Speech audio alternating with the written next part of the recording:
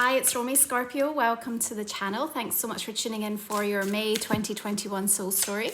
So if you've got a sun rising or your moon is in the sign, then you might find that this general reading gives you a little bit of extra insight in how to navigate the next few weeks. So we're into Taurus season, which is lighting up that 7th house. So it's going to be such an interesting period of time where you're going to be connecting the dots, finding the patterns, and really discovering what feels provocative, what feels challenging, what's hidden, because it's like that mirror energy. It's your house of relationships. And so we open up with the 8 of Cups, and she's navigating her way over this sort of stone wall. But the waters are calm and still around her. And actually even the graceful, quiet quality of the swans and of the dragonflies, the butterflies here and the birds, everything has a quality of actually this being like a sanctuary.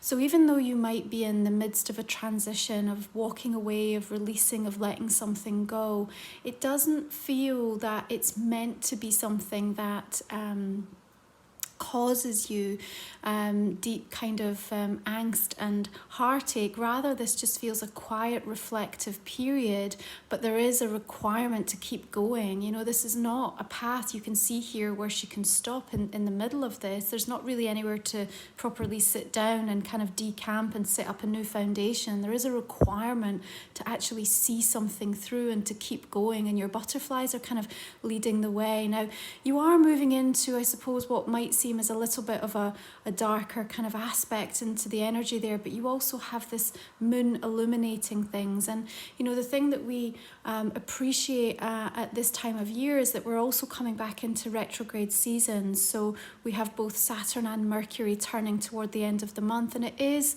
an opportunity to reflect and to go inwards, you know, to review, to reevaluate and redefine things in many instances.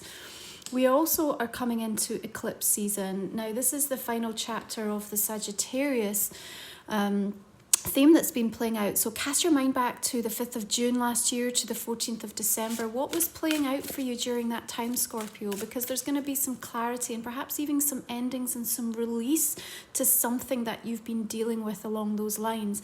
Interestingly, the last time it was in this Gemini Sagittarius North and South node was March 2011 through August 2012. So again, that might give you some relevance and resonance. Not that you're necessarily going through exactly the same thing, but the way it changed you, how you started to unearth and discover more things about yourself. You know, if the first house is really teaching us about our sense of identity and how we express, then the 7th house is really how we take that expression and it shapes the relationships that we have in our life. And it's all relationships, not just romantic. And so you're really considering that through this month of May as we move through 7th and 8th house. And we've got the Knight of Wands here.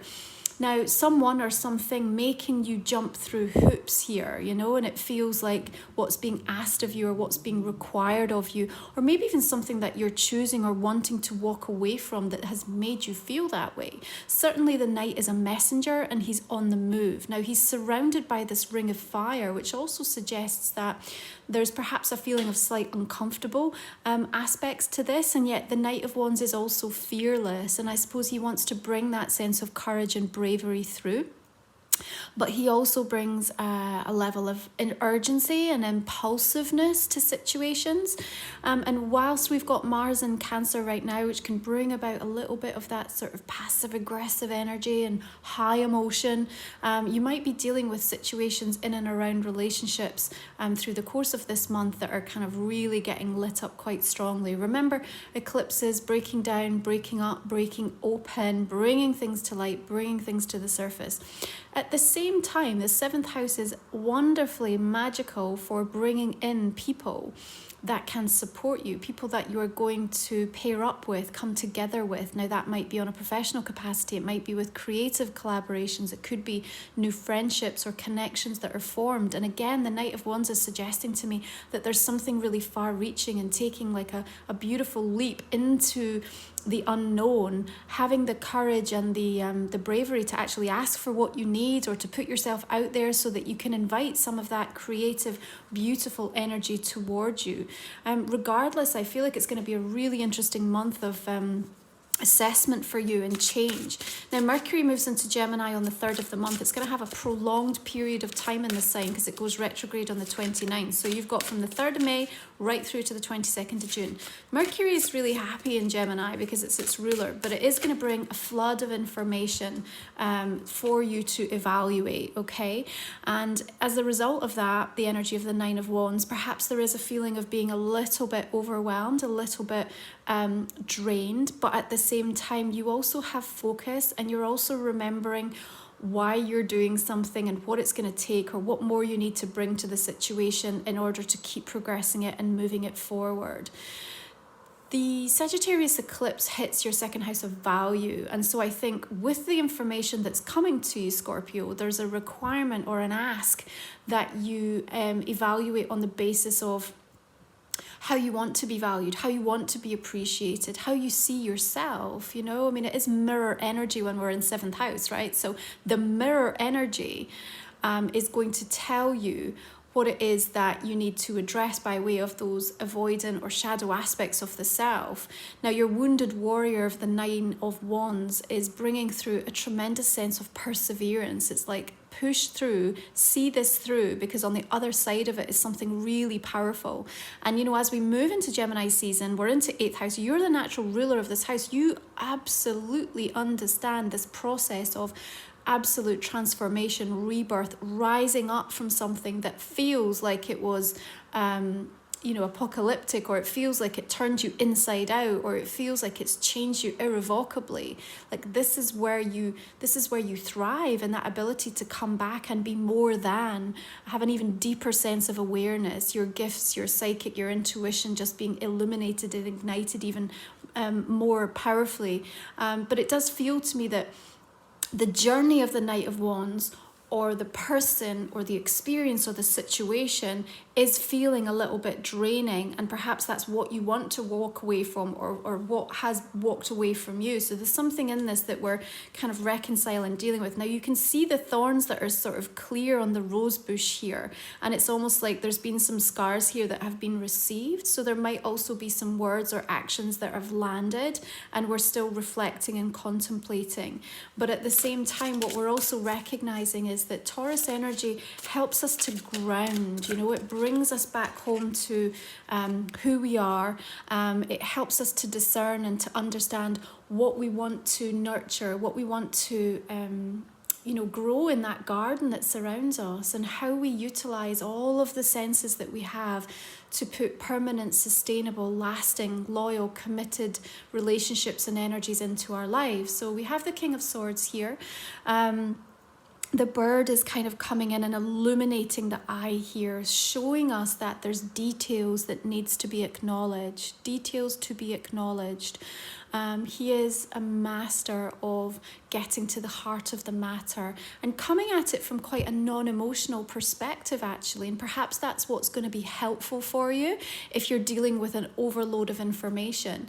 Remember, when I also talk about this time as being really, really helpful by way of collaboration or coming together, I also think that the King of Swords can be somebody that you would really want on your team. He's a fantastic ally because he's going to be able to bring an experience to bear. He's going to have an understanding, and he is an expert in his field, so what he can deliver for you can be very beneficial. If you're on the other side of that, 7th house can be that sort of open enemy understanding. So if you're coming up against a blockage with the King of Swords, you need to face it head on, right? And sometimes that fixed energy or that desire to want to bury things or put things deep and sort of move away, there's almost this pushing, provocative quality that you might be coming up against with the seventh house that says, you know, this is something that's going to help you transform how you see yourself, and therefore we want to have our eyes wide open as we deal with him or her or this situation that's being projected upon us. Now, it is a powerful time of projection, okay, and you are going to be connecting the dots all over the place, and he's going to help you do it, whether you actually identify this person as being friend or foe, or somebody that's like coming in on the positive or not. From a spiritual perspective, this is really going to be quite advantageous to you figuring something out. And even if that is about a new relationship, to how you're defining your value on your terms. Now we come into a beautiful new moon in the sign of Taurus on the 11th of the month. It's in a conversation with Pluto, planet of transformation, your ruler, and also Neptune. And here we have an opportunity and also a precursor, because we're actually going to be moving into the Taurus-Scorpio axis on the eclipse later this year. And so what transpires and comes around during that new moon is also kind of inviting you to think about how you want to set your store out, what seeds of intention you're going to be working with. But it's very transformative, and it is coming in on a positive blessing.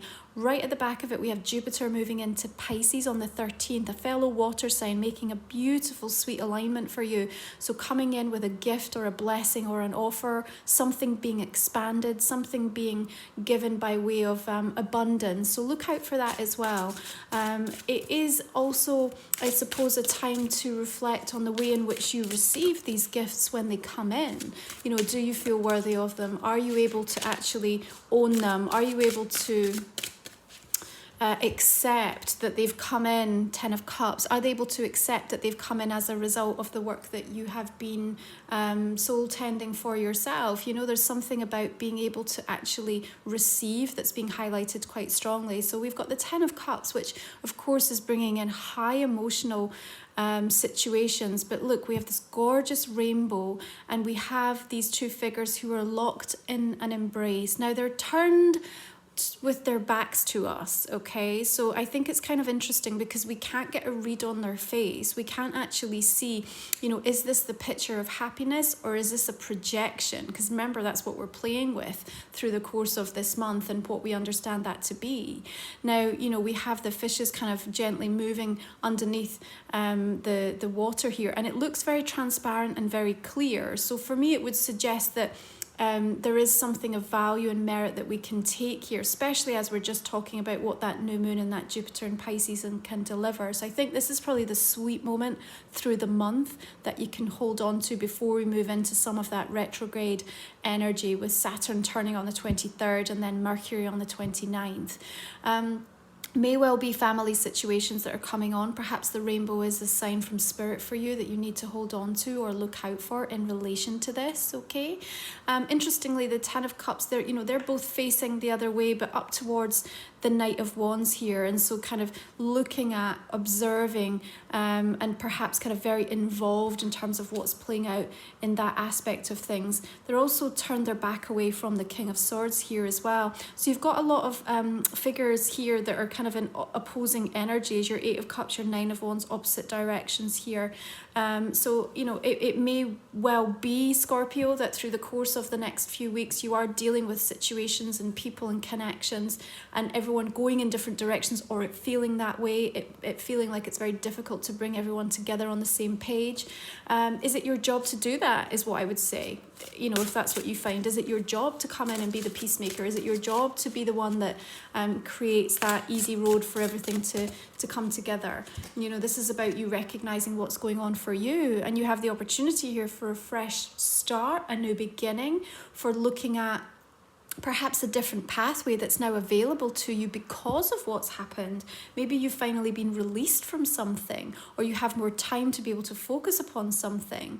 But the Fool does require that we have this energy of blazing bravery, you know, and that's what I really feel like we want to say. Now we've got this gorgeous garden that's full of what looks like peonies here, but you've also got the crocodile, or you know, the alligator maybe. Now, you know, you are standing on its tail, and so there's something that feels a little precarious here, you know, and yet you're still managing to hold your balance to the extent that you're actually holding a flower and letting the bird rest on your hand here.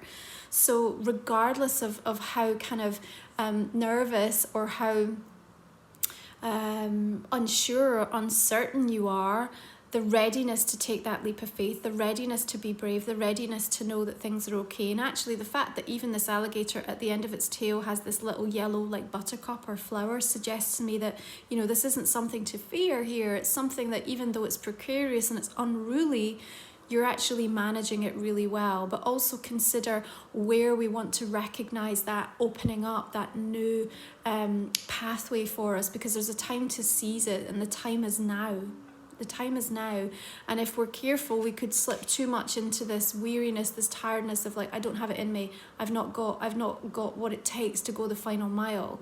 Like I'm too battle weary for this. But this is why we want to just give you that kind of push and that sense of a remembrance that sometimes when these eclipse energies like power through our pathways and they clear everything out, there's a moment where we just have to reorientate ourselves before we recognize like the fresh new energy that's coming in. And inevitably there is major endings, transitions, but there's also beautiful new beginnings that come in as a result of it.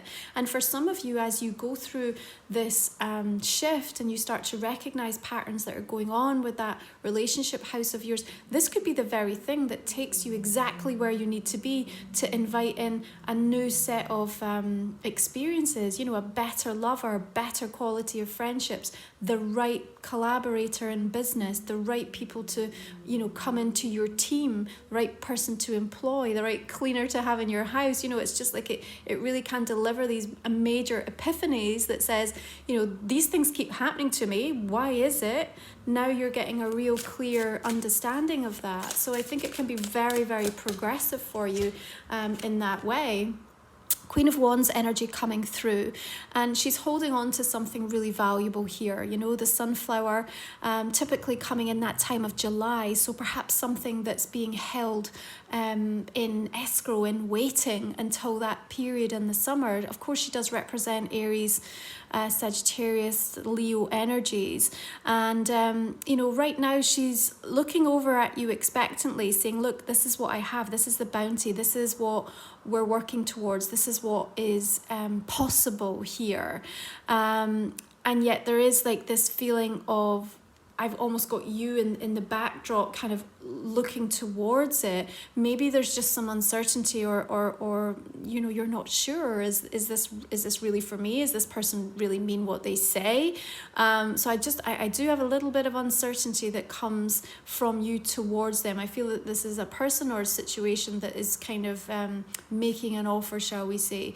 There's a lot of fire and creative and generative energy that comes with the Queen of Wands, beautiful manifesting abilities. And I suppose, what can we learn from her? Well, she's fearless and really showing what she's made of, who she is and what she's capable of. You know, her skirt here is made fully of peacock feathers. And what do we appreciate in the peacock? Their nobility, the way in which they strut around and just show themselves to be, this is what I can do, this is how beautiful I am, this is what I'm capable of creating. And so we want to take something from that, because maybe you are suppressing, maybe you are holding back, maybe you haven't tapped into the potential of something. So I also feel she's here as a really important guide for you, Scorpio, to say, have faith, have the courage, be blazing and brave in what it is that you want for yourself, and knowing that you're capable, worthy, and you have the potential to create and make it happen. And bring her on board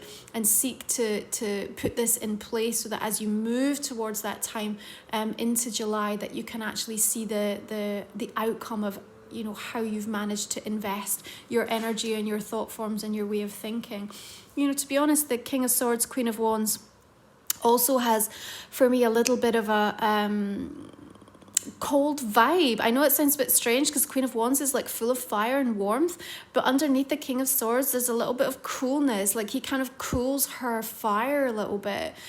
Maybe you need to cool some fire, or somebody is kind of coming across a little bit cool, because we're sort of playing with this energy of the Eight of Cups and this movement away as well. There is just something about maybe a situation needing to cool, you know. So see how that plays out for you over the next few weeks, but take heart that what we're really looking at here is a profound sense of you getting to this moment of something shifting really deeply. And tens are always about coming to the end of a journey with something coming to a point of culmination and fruition.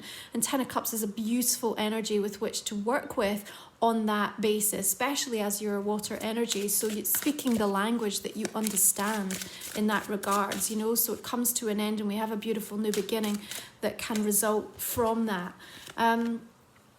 Okay, your Five of Wands here is suggesting to me it's all very political, isn't it? I mean, typically the Five of Wands, you know, we're shown in the cards and there's sort of all the staffs and they're kind of at each other's throats and things. But here we have them represented as chess pieces. And, you know, your eyes closed, kind of almost deep in review, thinking about, if I make this move, what does it mean? And there's probably something about you needing to be strategic, and you're perfectly poised as the sign of Scorpio to do that. You're absolutely the detective and kind of figuring out energetically where you put your intentions and how that can impact on different situations and people. I feel like there are multiple voices involved here. You may be experiencing some chaos, some discord, some disagreement or arguments, even quite a competitive situation, perhaps either personally or professionally. It is an invitation to not be swept up by the urgency or the provocation of others, and to take your time. To take your time feels important.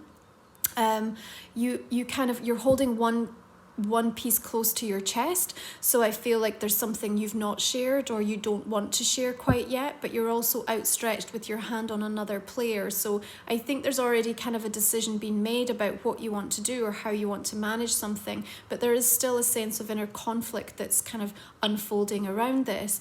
You just have to trust in yourself really powerfully through the course of the next few weeks, Scorpio, because you are being guided and led to look at the patterns and identify where you can start to connect the pieces. And what this is going to do is elevate your value, because the minute that you say no or you say yes, regardless, and if it's coming from a place that feels authentic and in alignment for you, then everything gets raised, you know.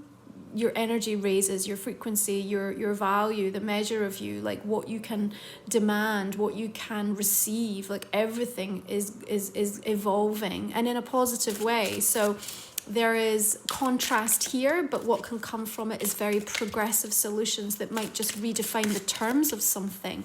And perhaps you need that. You know, it's a time for renegotiation when we look at Mercury retrogrades coming in, especially in the sign of Gemini. Okay, you've got your Emperor coming through here.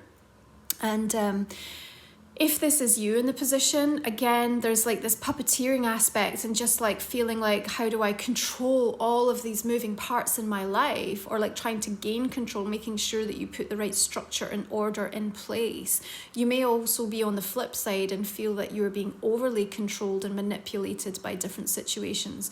And you're kind of hemmed in here by the buildings a little bit. So it's either going to be a product of your making, you feel very safe here, or the antithesis of that, and actually you're the one that feels like you're being kind of crowded into this specific place at the moment. So how you experience this, regardless, it's not right or wrong. It is an experience and one that needs to be understood. And again, that's why I think your King of Swords is coming up in your reading really strongly, because, you know, this is almost right brain, left brain, right? We take the emotional side of it with the Queen of Wands coming in with all that fire and passion and intensity, but we also take the King of Swords with a really truly pragmatic, you know, left brain, like let's think this through, let's try to understand, let's get to the bottom of this, and then we can really learn and evolve from it, and we will become an expert in our own appreciation of our journey, of what we're going through, of who we're becoming, of why these things are happening.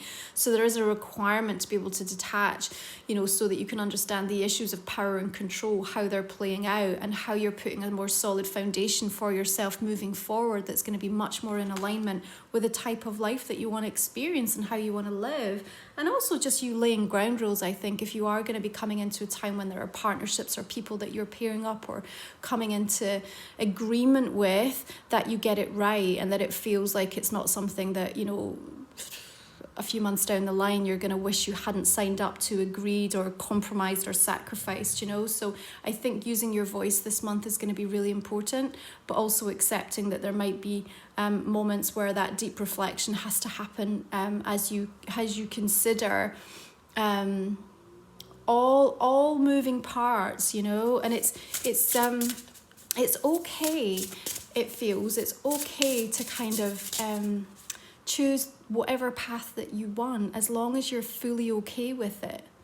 So it doesn't really matter, like, if it's a yes or a no or a maybe, like, regardless, as long as you're all right with it, Scorpio, then energetically it's going to continue to unfold and feel like it's opening up for you rather than closing down on you.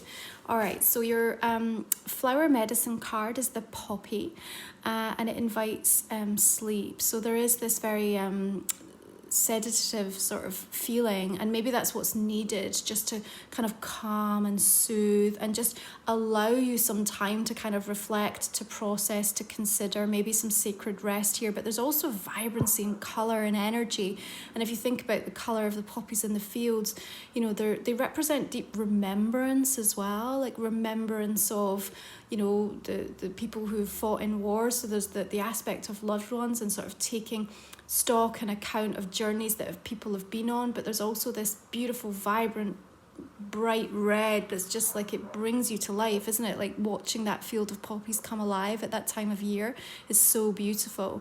But of course they're like a drug, aren't they? They're connected to another aspect of life that feels a little bit more difficult and challenging, and so they represent so many things. And what you can take from this is the aspect of going inwards, to kind of allow that quietness of spirit, that stillness of spirit, to see where you need to rest and really let the information fall, let it land for you, and see what it wants to show you, what it wants to reveal to you. If you are really struggling with kind of getting rest or sleeping, it also feels perhaps you need to consider some of those natural remedies. We're looking at flower medicine cards. Is there anything that you can look at homeopathically that can support you? The 8th house is about secrets. It's about death. It's about rebirth. And, there's perhaps something that you're being invited to do in that rest time and that kind of meditative time, to also acknowledge and perhaps bring to light, or things that will come to light. Okay, go with the flow is your priestess of light card. Letting go, cleansing, receiving. She has her hands across her heart, almost like in this very protective energy. So I feel like you are protecting your heart, but is that stopping you from letting something in? We have the shell here saying it's important that you listen, and also showing the spiral effect of things, spiral of the healing. We also have this waterfall cascading down behind her, and what looks like jade, possibly emerald stones that she's adorned with here. So deeply healing, but something about allowing the kind of cathartic release of what's happening through the course of this month to really permeate deep into your soul, that so you can grow with it, not resist against it. Okay, let's just take a look at the astrological cards and see what they want to add to the conversation here.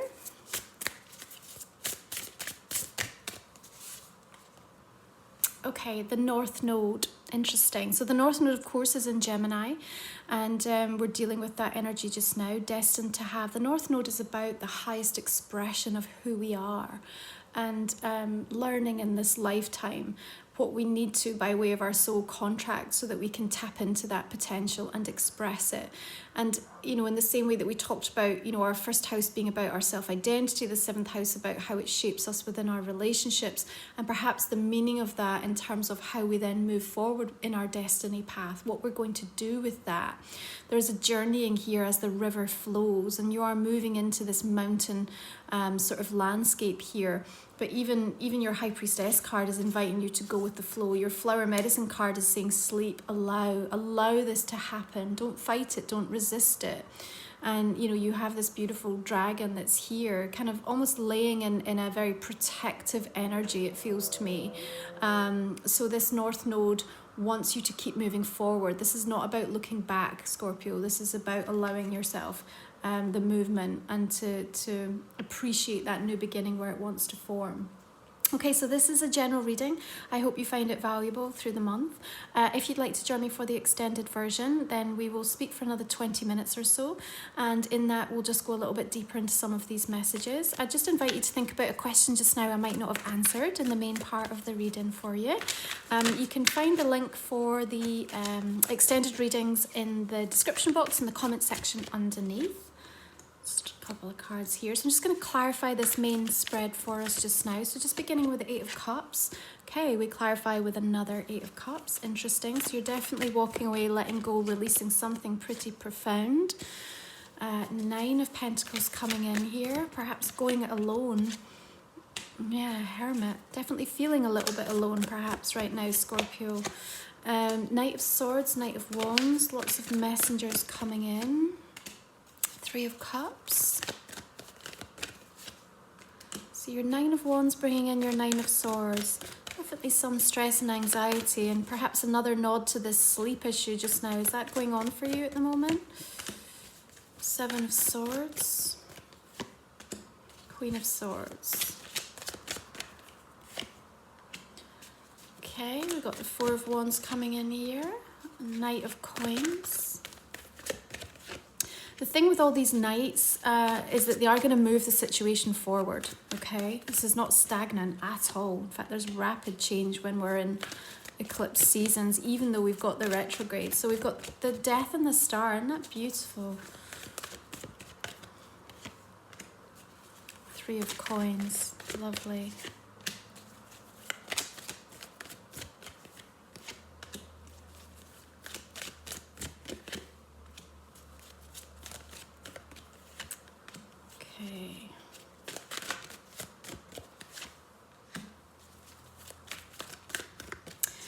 Earth energy here, Virgo, Taurus, Capricorn. Got another energy of the Fool and another Ten of Cups coming in here.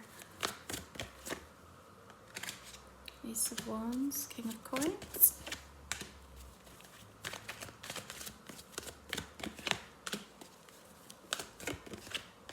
Okay, Scorpio, I'm going to leave it there. Thank you so much for tuning in. If you're joining me for the extended, thank you. I appreciate you. I'm going to send you beautiful blessings for this month of May. Enjoy, and I'll see you again next time. Bye.